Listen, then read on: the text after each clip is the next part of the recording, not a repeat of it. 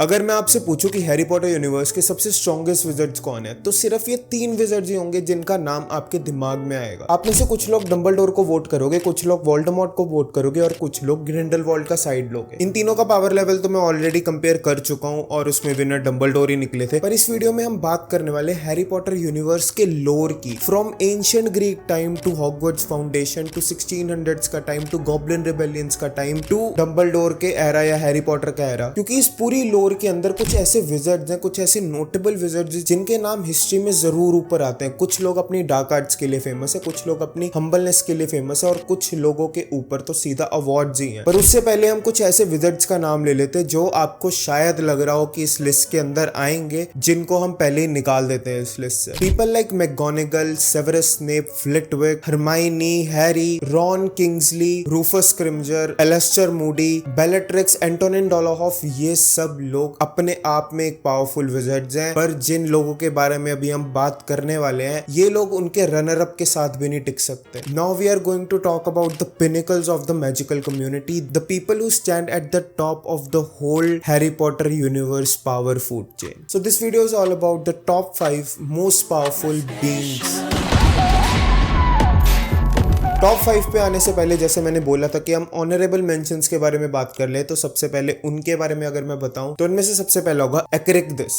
इस विज़ार्ड के बारे में मैंने इस वीडियो के अंदर कवर किया, पर यहाँ पे मैं बहुत छोटी सी समरी दे देता हूँ इसकी। तो ये वो पर्सन था जो एस्कबान में रहता था इनिशियली, जब एस्कबान को एज अ प्रिजन यूज नहीं किया जाता था। बोला जाता है कि इसी बंदे ने डेमेंटोस को बनाया और बोला जाता है कि ये काइंड ऑफ सिनिकल था, एक साइकोपैथ था जो जितने भी वहां पे ट्रेवलर्स आते थे उनको पकड़ता था, उनपे एक्सपेरिमेंट्स करता था और डार्क मैजिक इन्वेंट करता था। और जब मिनिस्ट्री ऑफ मैजिक ने वहां पे जाके इसकी डेथ के बाद काफी सालों बाद जाके वहां पे रिसर्च की, तब उन्हें वहां पे जो मिला उन्होंने उसको इन पब्लिक नॉलेज कभी आने नहीं दिया, because it was just that horrifying. ये चीज काइंड ऑफ डिबेटेबल है कि इसी ने ही एग्जैक्टली डेमेंटोस को बनाया, क्योंकि काफी सोर्सेज हैं जो अलग अलग चीजें बताते हैं और बोला जाता है कि एस्कबान के अंदर मिनिस्ट्री को डेमेंटोस मिले थे, पर ये एग्जैक्टली नहीं प्रूव किया गया कि इसी ने बनाया। पर ये एक वाइडली एक्सेप्टेड थ्योरी और वाइडली एक्सेप्टेड है जितने भी फैंस है कि इसी पर्सन ने उसको बनाया था। और हिंट्स भी काफी ज्यादा है जो ये पॉइंट करते कि इसी ने ही पहले डेमेंटोस को बनाया, क्योंकि उससे पहले डेमेंटोस का कोई रिकॉर्ड नहीं है। इसके बाद जो ऑनरेबल मेंशंस में मैं रखूंगा वो होगा हर्पो द फॉल। ये विज़ार्ड बहुत ही ज्यादा डेडली था, इसको बहुत ज्यादा नॉलेज थी डार्क आर्ट्स की, और वोल्डेमॉर्ट को छोड़ के सिर्फ यही पर्सन है जिसने एक सक्सेसफुल होक्रक्स बनाया है, और इन्वेंशन भी होक्रक्स की इसी ने की है। प्लस इसने बेसिलिस्क को भी बनाया था। इसकी इन्वेंशंस और होक्रक्स की पूरी हिस्ट्री प्लस उसको डिस्ट्रॉय कैसे करते हैं, इस पे भी एक सेपरेट वीडियो है जो यहाँ पे आप देख सकते हो। But for the time being ये विज़ार्ड भी बहुत ज्यादा स्ट्रॉन्ग था, इसकी डार्क आर्ट्स की नॉलेज बहुत ज्यादा थी। प्लस इस पर्सन ने एक ऐसा स्पेल बना दिया जो इसके मरने के 2000 साल बाद जाके सिर्फ एक विज़ार्ड ही ऐसा था जिसने अटेम्प्ट किया उसको बनाने का। मे बी इन 2000 सालों के बीच में किसी ने अटेम्प्ट किया हो जो अनसक्सेसफुल रहा हो, या कोई ऐसा पर्सन हो भी हिस्ट्री में जो कैपेबल हो इसको करने को, पर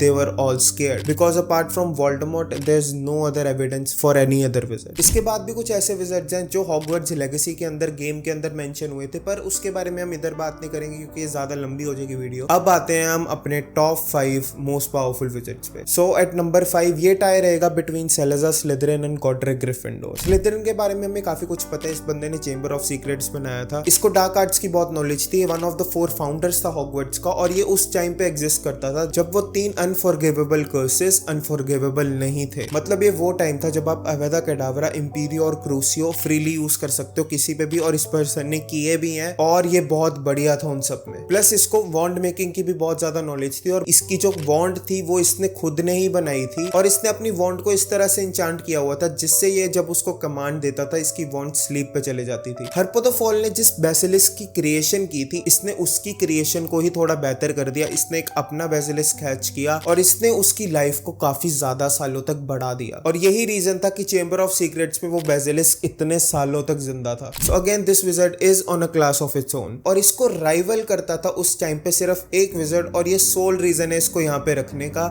जो है गॉड्रिक ग्रिफिंडोर। ये अमेजिंग ड्यूलिस्ट था। इससे चाहे आप मैजिकली लड़ लो, चाहे इससे आप हैंड टू हैंड कॉम्बैट में लड़ लो, ये दोनों में अडेप्ट था। और हैंड टू हैंड कॉम्बैट में या शॉर्ट फाइटिंग में ये इसलिए इंटरेस्टेड था बिकॉज ये नहीं चाहता था कि अगर इसकी मगल्स के साथ लड़ाई हो तो एक अपने मैजिकल एडवांटेज के साथ उनसे फाइट करे। वो चाहता था कि हमारा जो मैच हो वो फेयर एंड स्क्वायर हो। ये भी उस टाइम के one of the 4 most elite wizards में आता है। और सिंस ये अकेला विजर्ड था जो स्लिदरिन को राइवल करता था, इसी वजह से इसको यहाँ पे हमने टाई पे डाला। So at number 4 is none other than Gellert Grindelwald. ये पर्सन जिस वक्त एग्जिस्ट करता था, इसको राइवल करने के लिए सिर्फ एक विजर्ड एग्जिस्ट करता था जो था एल्बस डंबलडोर, और कोई ऐसा विजर्ड नहीं था जो इसको राइवल कर पाए। मेरे चैनल पे मल्टीपल वीडियोस मिल जाएंगे आपको इसके और डंबलडोर के रिलेशन पे, इसके वोल्डेमॉर्ट और डंबलडोर के कंपैरिजन में, जो अगर आपको बहुत ही इन डिटेल जानना है सब कुछ तो आप देख सकते हो। पर फॉर द टाइम बिंग मैं यहाँ पे भी इन शॉर्ट में सब कुछ कवर कर दूंगा। तो जैसे मैंने बताया कि सिर्फ डंबलडोर ही थे जो इसको रोक सकते थे और कोई नहीं रोक सकता था। और ये काइंड ऑफ डंबलडोर से डरता भी था, जिसकी वजह से इसने हर जगह अटैक करने का सोच लिया, लेकिन इंग्लैंड पे अटैक करने का कभी नहीं सोचा बिकॉज वहां पे डंबलडोर थे। डंबलडोर ये खुद एक्नॉलेज करते हैं कि वो इससे ज्यादा पावरफुल हैं। और ये भी अगेन सोचने वाली बात है, सिर्फ इसके केस में डंबलडोर ने आउटराइट स्टेट किया कि वो इससे ज्यादा पावरफुल थे। अगर डंबलडोर को पूछा जाता था वोल्डेमॉर्ट का, तब उन्होंने कभी आउटराइट ये नहीं बोला कि वो उससे ज्यादा पावरफुल थे। आई मीन वो थे ऑफ कोर्स, पर उन्होंने कभी आउटराइट नहीं बोला। या तो बोलो वो मॉडेस्टली कुछ अलग आंसर दे देते थे, दैट्स अ डिफरेंट थिंग, पर उन्होंने कभी आउटराइट ये नहीं बोला। इस पर्सन ने प्रोटेगो डायबोलिका स्पेल को यूज किया था, जो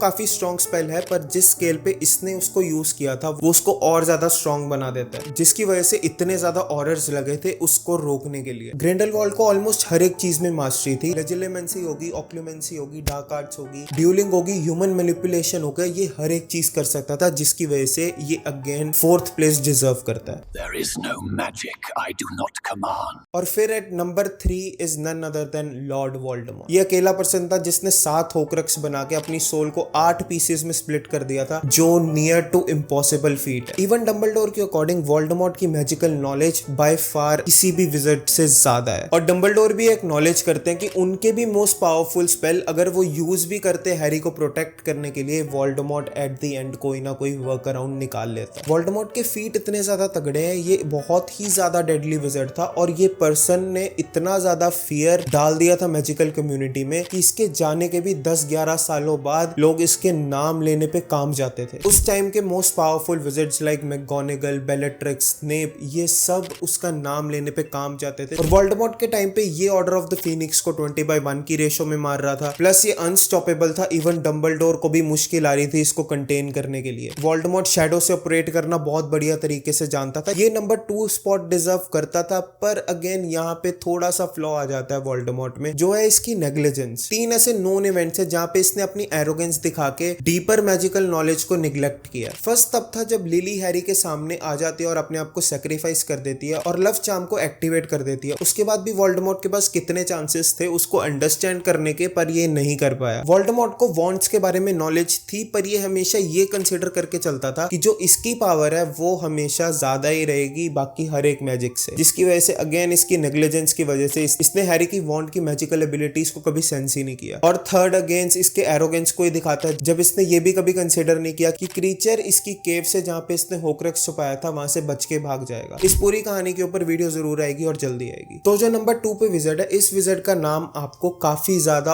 और मैजिकल यूनिवर्सेस में भी मिल जाएगा। ये एक बहुत ही फेमस फिगर है और इसी के नाम पे और इसका जो स्टीरियोटाइप बना हुआ है उससे इंस्पायर होकर जेके रोलिंग ने डंबलडोर के कैरेक्टर को बनाया था। और इस विजर्ड का नाम है मर्लिन, और मर्लिन स्टूडेंट था सैलाज़ार स्लिदरिन का ही। इसकी वजह से इसके पास जो सैलाज़ार स्लिदरिन के पास नॉलेज थी वो भी थी, पर फिर भी डार्क आर्ट्स के बारे में इतनी डीप नॉलेज होना, बढ़िया ड्यूलिस्ट होना, इवन किंग आर्थर के कोर्ट के अंदर सर्व करना, ये पर्सन कभी इवल साइड पे गया ही नहीं। He was pure of heart through and through. ऊपर से मर्लिन का इम्पैक्ट इतना ज्यादा है पूरे विजिटिंग वर्ल्ड की हिस्ट्री में कि इसके नाम पे एक अवार्ड भी है, ऑर्डर ऑफ द मर्लिन। उसमें क्लासेस होती हैं, first class, second class, third class, और order of the Merlin first class सबसे ज्यादा प्रेस्टिजियस अवार्ड है पूरे विजिटिंग वर्ल्ड का, जो डंबलडोर को भी मिला हुआ है। प्लस इस विजिट का कल्चरल इम्पैक्ट भी है हैरी पॉटर यूनिवर्स में। हैरी पॉटर यूनिवर्स में अगर कोई स्वेयर कर रहा हो या उसने कोई चीज एकदम से बोलना हो तो वहां पे कई बार वो स्लैंग्स यूज करते थे, जैसे मर्लिन्स बियर्ड और बहुत ज्यादा, जिससे दिखता है कि इस पर्सन का कल्चरल इम्पैक्ट क्या रहा था और ये अपने टाइम पे किस कैलिबर का विजिट था। और नंबर 1 पे हम रखेंगे एल्बस फिकिंग डंबलडोर को। इसके बारे में मैं तो अब एक्सप्लेन भी नहीं करूंगा, मेरा पूरा चैनल ही भरा होगा डंबलडोर के पावर को